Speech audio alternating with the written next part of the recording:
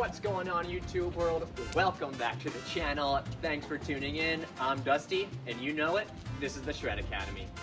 We're in the same alley, wearing the same clothes, doing some more parking lot stuff.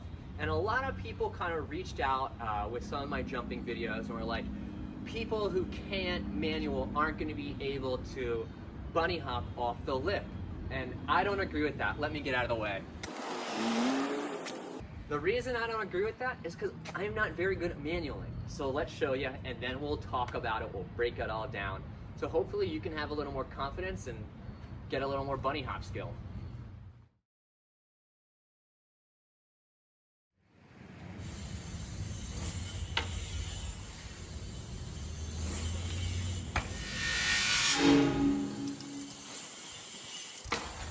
Okay, so we proved I'm not very good at this manual thing, but now let's have a bunny hop. Now, I understand that the motions may be the same, but I'm not staying in that rear seat for very long. That's actually a manual. It's initiating a front wheel lift.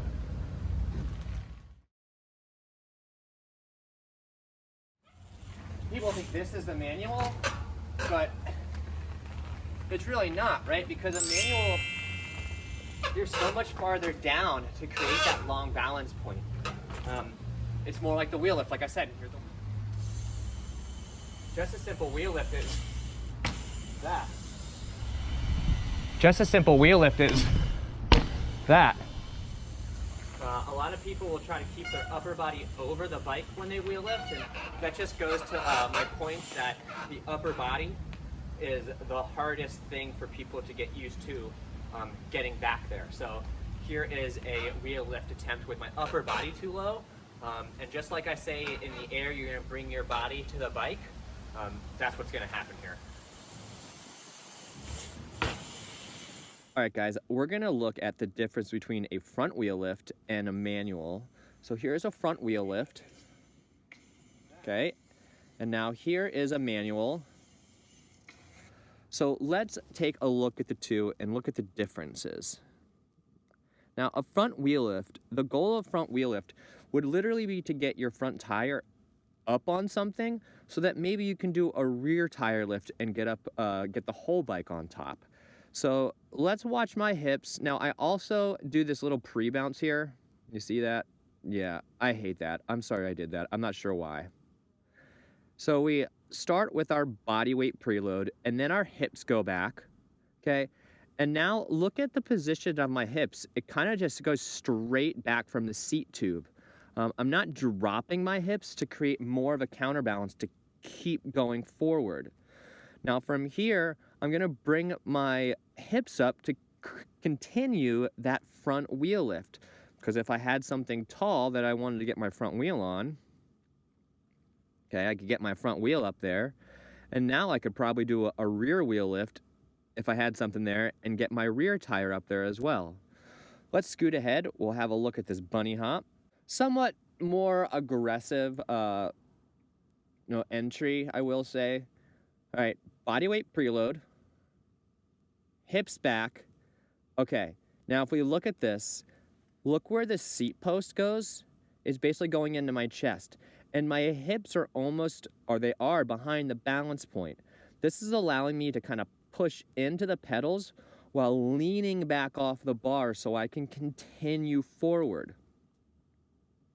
Just like here. Now, as soon as I start to stand up to where I was in a front wheel lift, the front wheel gets harder to hold and it falls to the ground.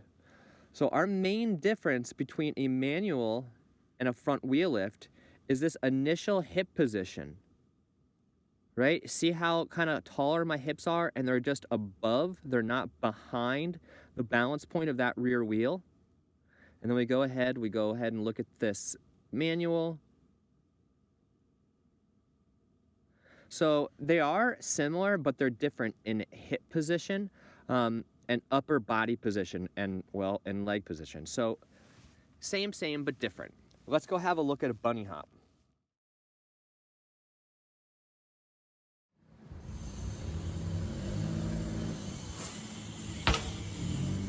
Not bad for a bike I don't ride.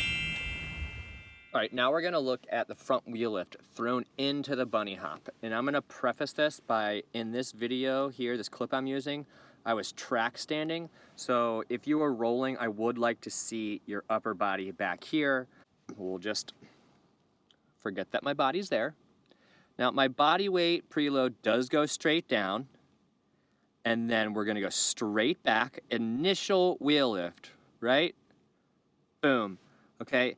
And now here comes the explosion or the finishing of the initial wheel lift, right? Hips going up. And now from this, I'm not gonna leave the bike behind. I'm gonna bring it with me, roll it forward, and do a little scoop with my feet. Roll forward, scooping, boom. Now, we're gonna look at one that's rolling. And I'm also gonna preface again that this initial wheel lift, I get the front wheel quite high. And this may be something like you hit a really steep lip, and my hips do go lower than before. So body weight preload, hips straight back though, not down. So right here, I'm kind of in that manual position. But notice, I don't stay in it, right? I'm in it and out of it. A much higher bunny hop, but again, I'm not continuing that manual. I'm literally in this position for maybe half a wheelbase, okay? So from the time my front tire leaves the ground, right here, okay, my rear wheel might make it to here before I start going forward. Let's watch. Yep, right there. So your bike literally, quote unquote, manuals for half of a bike length in a J-hop. And this same thing happens off the lip. Remember, this is the edge of the lip. So as I go back, I'm gonna pretend this all is the lip. Preload, start my, preload, start the initial wheel lift at the edge of the lip, finish my explosion at the edge of the lip. It's the same thing. Now let's take a look at a couple of me manualing into a bunny hop, and you'll see how I have a whole lot less power in the upward motion. All right. Let's try to manual a little bit, and then I can bunny hop. You kind of break it down, but if I spent time all the time practicing in the parking lot, I'm sure I'd become quite proficient at it. But you don't have to be a good manualer to bunny hop, so that's squashed. And trust me, I'm not acting. You could ask anybody. I kind of only manual 2 rollers at a time. I'm never a Win Master, just getting that sick manual going on. So yeah, sweet. Let's have a few more bunny hops. We'll try to manual a little bit longer into them. Again, I'm just some body position. I understand what I'm supposed to do, but I know how hard it is to break body habits. So just keep going with it, guys. Yeah, you don't have to be great at everything to keep trying it.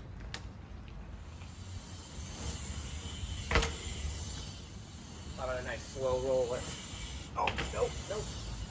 Finally, let's go have a look at my manual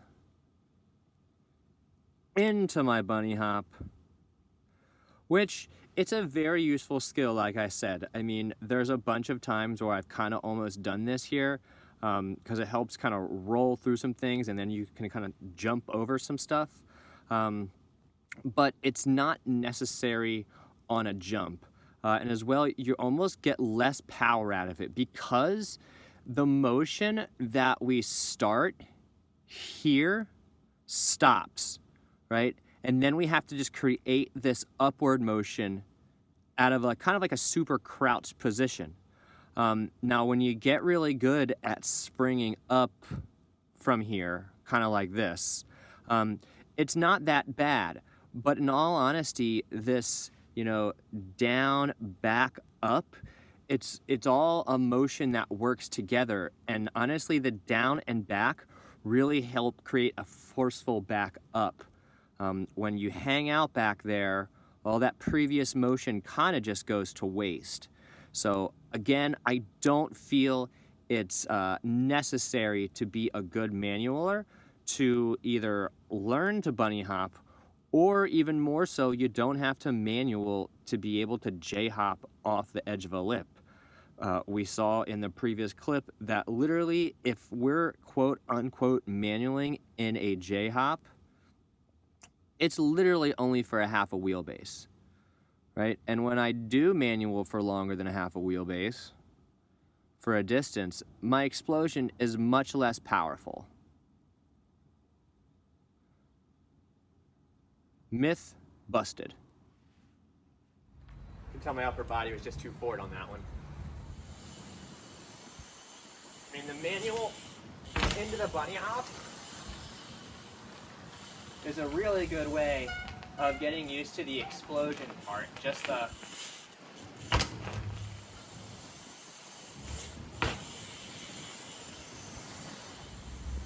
so that wheel lift, you know, a proper wheel lift into more or less the explosion is what you're going to get.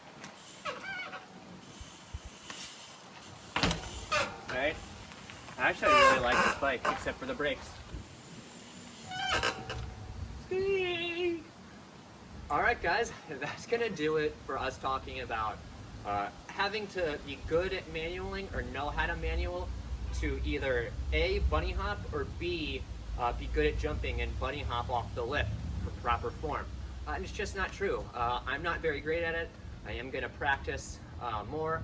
I'll make a video here in a couple weeks to show you if and when I've gotten better. It's not if, it's when I've got better, because I will. But thanks for joining the video. If you enjoyed it, leave a comment. Always make sure to like, share, and subscribe. If you want to support the channel, we have several ways. We have our Patreon account where you can be a monthly supporter for either $5, $10, or $15. We also are looking for 2 channel sponsors to help make up the difference between what we need to make a month and what we make through Patreon and our ad revenue. We also are auctioning off our signed Fox US Open jersey with some of our favorite athletes on there: Neko, Dakota Norton, Lucas Shaw, the US big boys. We also have some of Pivot Factory Racing, Bernard Kerr, Matt Walker, Eddie Masters. We've got Aron Gwin, and a bunch of others. So the link for that raffle is down below. That's also gonna help me. I'd really like to go down and help rebuild some of the trails that were affected by the hurricane. A lot of those trails have helped me through the years, so I'd like to go repay them with some of my labor, but it's going to take some funds that I don't have to get there. So you can either use my PayPal link for that, as well as super thanks, or the betterworld.org link for the raffle also has a donation link. All the money, intermission of the alley, all the money that you guys give me goes to me paying my bills and feeding myself and maybe getting to the next destination. I really believe in what I do here, and if you guys would want to support me, I'd appreciate it so much. So thank you to my current Patreons and my current supporters. We'll see you guys in the next video. Remember to ride hard, ride safe, be kind to each other. We're all in this together, and we'll see you guys in the next video.